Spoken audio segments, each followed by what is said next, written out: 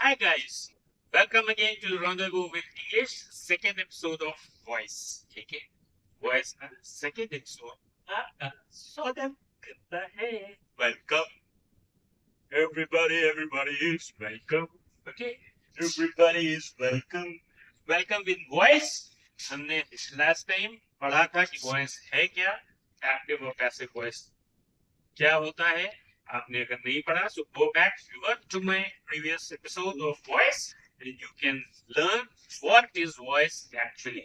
फिर भी एक छोटा सा बता देता हूँ. Voice is something spoken where the subject governs the action. It is active voice जहाँ पर ऑब्जेक्ट को प्रधानता दी जाती है. The object is given preference. That's passive voice, right? While changing from active to passive voice, the subject and object interchange the position. Subject और object अपनी position को change करते हैं. ठीक है. Previous episode was comparatively long. Use will थोड़ा सा लंबा होना ही था बिकॉज प्रीवियस एपिसोड में काफी सारी चीजें बतानी थी, बेसिक्स बताने थे एक्टिव और पैसिव वॉइस पे. तो अगर आपको वो चीजें जानना है तो आप पिछले एपिसोड को रेफर करिए. जो न्यू बिगनर्स हैं या जेन्युइन लर्नर्स हैं वॉइस के, जिनकी थोड़ी सी प्रॉब्लम है, please revert to the previous episode of active and passive voice so that you don't commit any mistake. ठीक. तो आज हम पढ़ेंगे प्रेजेंट कॉन्टिन्यूअस टेंस. जैसा कि आपको पिछली बार बताया था कि क्या बताया था कि मेन वर्ब जो है वो हमेशा थर्ड फॉर्म में ही रहेगी. Always in any kind of tense the main verb will always be third. तो मेन वर्ब की तो चिंता टेंशन में वो छोड़ दीजिए. जो हेल्पिंग वर्ब्स हैं उन्हीं में चेंजेस होंगे, थोड़े बहुत बढ़ेंगे. ठीक है. तो is and are simple present और प्रेजेंट कॉन्टिन्यूअस में कॉमन रहेगा. इज एंड आर जब कंटिन्यूअस है आईएनजी वर्ब आएगी तो उसमें बीइंग और जुड़ जाएगा और वर्ब की थर्ड फॉर्म ही. ठीक है. वर्ब की थर्ड फॉर्म ही यूज होगी. फिर वही बात कह रहा हूं. I'm again saying the same thing. The third form of the verb will always be. Now let's see a sentence.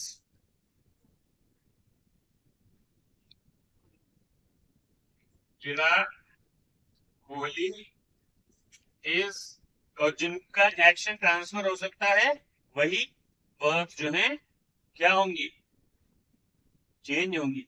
वही सेंटेंसेस चेंज होंगे. तो is playing a T20 match. ठीक है. Virat Kohli is playing a T20 match. Present continuous है. Yes plus ing form the. अब जो rule बताया उसमें क्या करते हैं, सब्जेक्ट और ऑब्जेक्ट की पोजीशन को आपस में बदलते हैं. ठीक. अब इसमें ऑब्जेक्ट क्या है, दिस इज ऑब्जेक्ट. ये जस्ट रिकैपिटुलेशन है. एक बार ऑब्जेक्ट है. सब्जेक्ट कौन है, कौन मैच खेल रहा है, ये ऑब्जेक्ट है. सॉरी, ये सब्जेक्ट है. ठीक. इतने गलती हो जाती तो forgive the mind. Okay, so Virat Kohli is playing a T20 match. So Virat Kohli is a subject in T20 matches with objects. Okay, you can also speak like that. I'm coming with the results of shots of pronunciations. And दीजिए बहुत मेरे post किया है, बहुत सारी चीजें post की है. If you really want to pronounce it, guys. So Virat Kohli subject है, T20 ऑब्जेक्ट है. तो T20 मैच पहले ले आइए. T20 match. अब T20 मैच कितने खेल रहा है, वो एक खेल रहा है. T20 मैच तो एक के साथ क्या लगता है, इज. फिर क्या लगाना है, बी. फिर वर्ब की क्या बताइए, हमेशा थर्ड फॉर्म यूज होगी. Is be played. कौन खेल रहा है, बाय विराट. ठीक.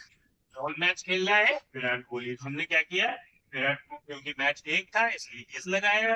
फिर हमने बीइंग यूज किया. फिर वर्ब की थर्ड फॉर्म सभी टेंसेस में रहेगी, बार बार हर बार लगातार बार बार होता रहे. बाय विराट. ठीक. इस तरीके से हम क्या करेंगे, जो प्रेजेंट कंटिन्यूअस के सेंटेंसेस हैं वो will be changing the present continuous sentences. ठीक है.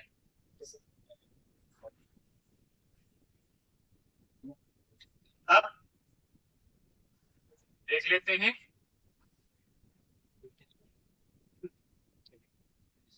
अगर कहीं पर क्वेश्चन आ जाए, जैसे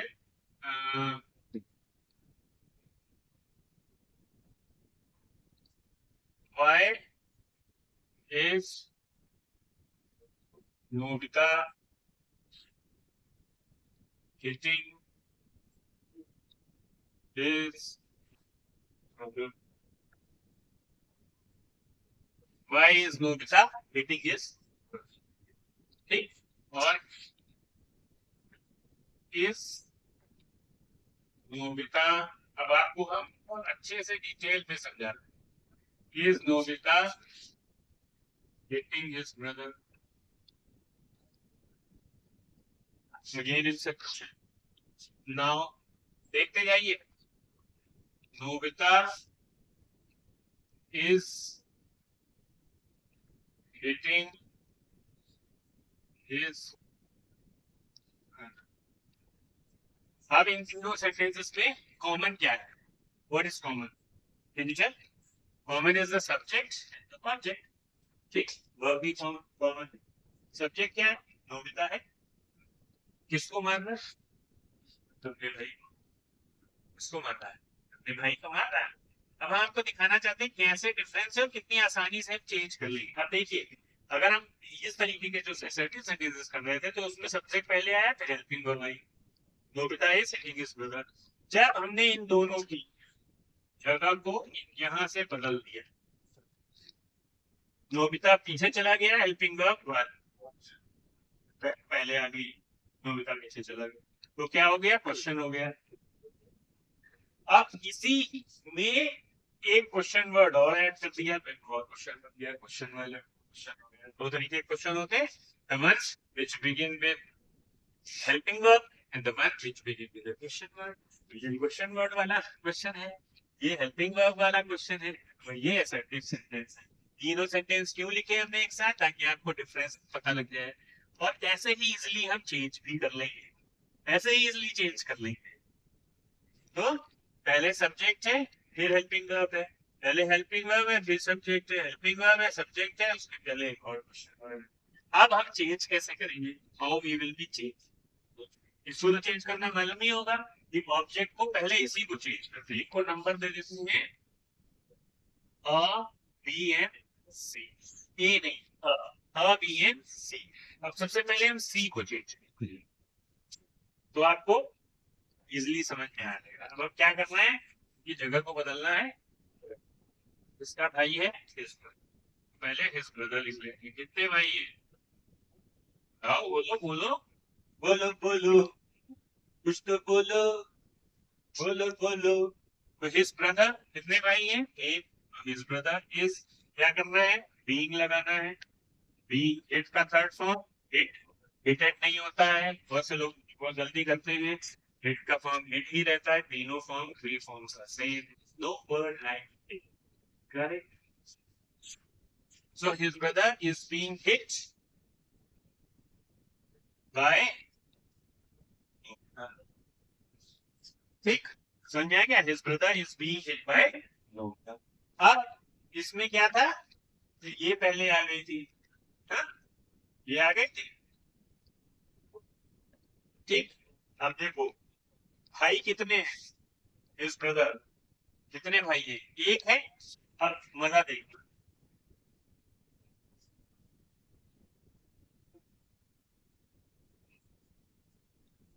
is his brother। अब हम क्या करेंगे? यहाँ क्या किया था?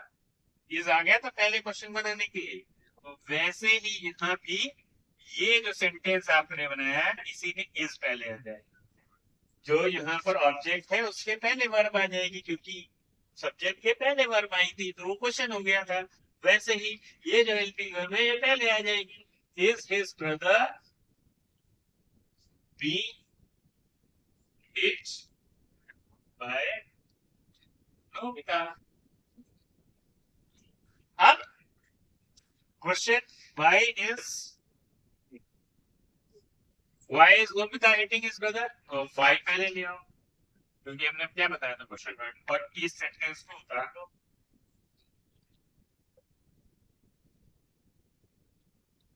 Why is his brother being hit by Nobita?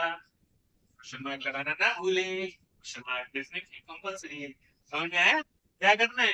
तो जब ये एक असर्टिव सेंटेंस था, Nobita is hitting his brother, तो हम यूजुअली क्या करते थे, ऑब्जेक्ट और सब्जेक्ट की जगह चेंज करते थे। तो हमने हिज ब्रदर यहाँ लिखा, इज लगाया क्योंकि सिंगुलर था, बीइंग लगाया और थर्ड फॉर्म लिखी है, माई लगाकर ऑब्जेक्ट लिख दिया। अब जब क्वेश्चन में बनाना है is Nobita hitting his brother, तो ये इज जो है, ये हिज ब्रदर क्योंकि सिंगुलर था तो उसका इज पहले आ गया, जो इस सेंटेंस में था वो उसको पहले लिख दिया, इन दोनों की जगह पर आपस में बदल दी, बाकी सेंटेंस वैसे लिख दी।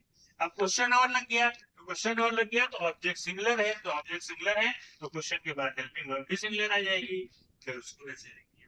तो इन सेंटेंसेस को तीनों को इसलिए लिखा that you can find out the difference, that just by placing the position of the helping verb and the subject, helping verb और subject की position को आपस में बदलने से ही सेंटेंस स्टेटमेंट से क्वेश्चन, और उस हेल्पिंग वर्ब वाले क्वेश्चन में एक और क्वेश्चन वर्ड ऐड कर देते हैं तो वही रहता है, क्योंकि इसमें देखिए is Nobita eating his brother, is Nobita eating his brother, केवल एक क्वेश्चन वर्ड है, तो ये आसानी से हम चेंज कर लेते हैं। तो ये था आपका प्रेजेंट कंटीन्यूअस टेंस। समझ में आया? क्या एक सेंटेंस और देखें?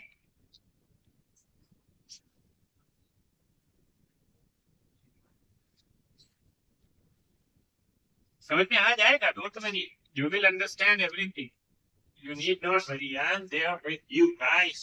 छोटे छोटे एपिसोड इसीलिए बना रहा हूँ, पिछला एपिसोड थोड़ा लंबा था क्योंकि उसमें काफी सारी डिटेल्स देनी थी। सेंटेंस और देख लेते हैं।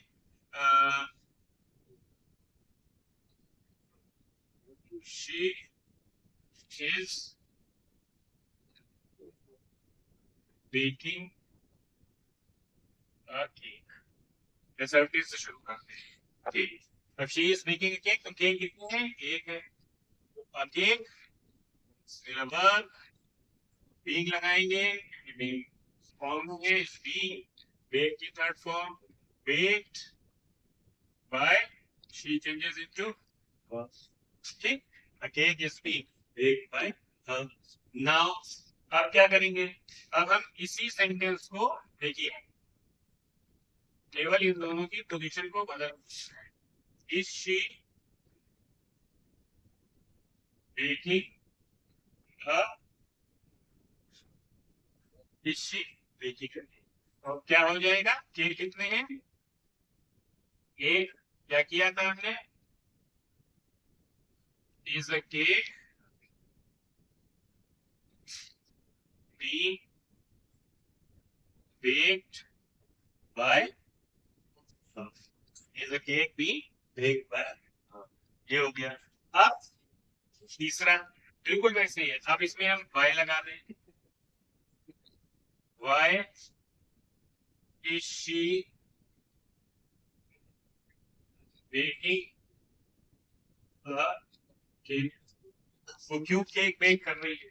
अब वाई क्वेश्चन, जब क्वेश्चन वर्ड से शुरू होता है तो क्वेश्चन वर्ड हमेशा अपनी जगह पे रहता है, क्वेश्चन वर्ड पीछे नहीं जाएगा जब तक किससे वाला क्वेश्चन नहीं आएंगे। ठीक है,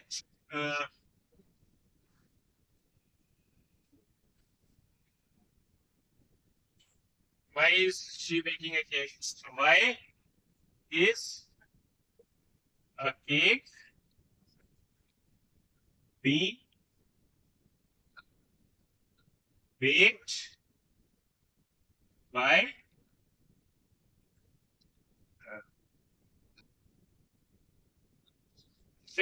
so why is a cake being baked by her? बिल्कुल वैसे ही है सारे sentence, a cake is being baked by her, इन दोनों के देखिए ये हेल्पिंग वर्ब पहले आ गई, फिर उसमें क्वेश्चन वर्ड, तो इनकी सेंटेंस स्ट्रक्चरिंग ही ऐसी है कि हेल्पिंग वर्ब और सब्जेक्ट की आपस में अगर जगह बदल दी जाए तो वो क्या हो जाता है? क्वेश्चन। समझ में आया? Hope you understood. I hope you are enjoying this session. I hope you are understanding. नहीं समझ में आ रहा, जैसे अगर तो who वाला एक कुछ सेंटेंस दे देते हैं, who is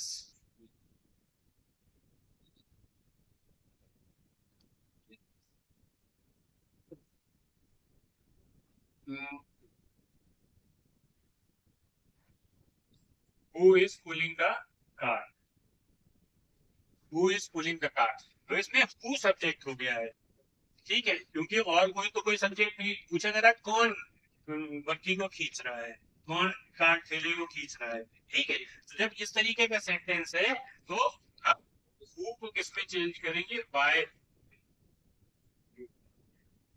हु किस में चेंज करेंगे, बाय हु। और इसी से शुरू करेंगे। कार्ट है, क्वेश्चन है, क्वेश्चन वर्ड हमने पहले ही चेंज कर लिया, तो क्वेश्चन वर्ड वाले में क्वेश्चन वर्ड पहले रखते हैं, तो क्वेश्चन वर्ड पहले लिख लिया, by whom is the card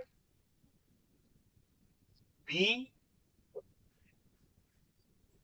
इस तरीके से बनेगा, who is pulling the card, by whom is the card being, क्योंकि कार्ड क्या था, ऑब्जेक्ट था, और ऑब्जेक्ट क्या था, सिंगुलर था, तो इसलिए हेल्पिंग वर्ब लगा ली। जो अभी हमने पिछला सेंटेंस बनाया था, I told you that the question word has to remain at the same, question word अपनी जगह बाद में नहीं जाएगा सब्जेक्ट या हेल्पिंग वर्ब में, ठीक है।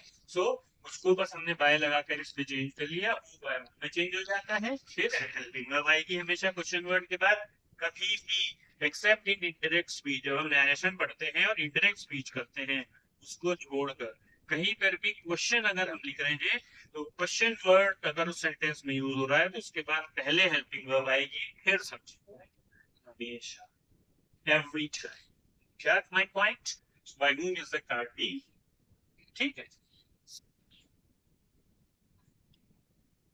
Who is, एक और देखें लास्ट में,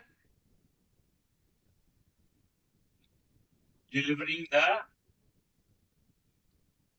lecture, और क्या करेंगे, by whom में चेंज कर लो इसको, लेक्चर कितने हैं, एक है, by whom is, एक ही लेक्चर है, by whom is the lecture, being लगाएंगे, डिलीवर की थर्ड फॉर्म क्या होती है बेटा जी, बताओ, by whom is the lecture, by whom is the lecture भी, क्यों, क्योंकि इसमें सब्जेक्ट मिसिंग है तो यही सब्जेक्ट है, दिस इज सब्जेक्ट, क्योंकि ये क्वेश्चन वर्ड है इसलिए उसको हम पहले ही। I hope you learned, I hope you enjoyed, I hope you understood this session, I hope you understood the grammar aspect of it, और अभी इसके बाकी टेंसेस बताएंगे, फिर कॉम्प्लिकेटेड सेंटेंसेस भी बताएंगे, जुड़े रहिए हमारे साथ अगर आपको वॉइस अच्छे से सीखना है, और दूसरों को भी मदद करिए by liking, subscribing and sharing. It will be great help to me as well. Thank you very much. Have a good day. Bye.